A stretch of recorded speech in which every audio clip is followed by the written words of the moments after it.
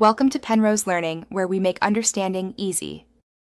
You need administrator rights and a live internet connection. Once confirmed, act immediately. Open Task Manager with Ctrl+Shift+ESC and choose File Run New Task, then check Create this task with administrative privileges to open PowerShell or Command Prompt. Run sfc/scano to repair corrupted system files. If SFC reports issues it can't fix, use dism/online/cleanupimage/restore health to retrieve good files from Windows Update. These steps replace bad binaries and often restore command prompt functionality. Once system files are checked, verify path environment variables to ensure %system root %system32 is present. Missing entries prevent CMD from launching by name.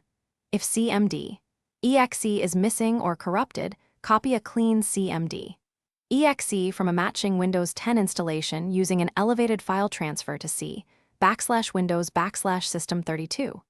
Next, open regedit as admin and confirm HKey local machine /software /Microsoft/Windows NT/current version /image file execution options has no misconfiguration. After repairs, reboot once to ensure services and path are reloaded. Then run CMD as administrator and execute simple commands like dir and echo to verify functionality.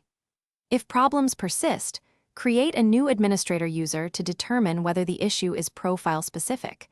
Migrating settings can isolate corruption.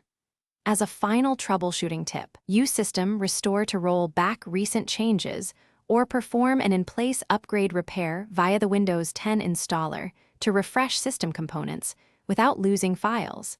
This usually resolves stubborn command prompt faults.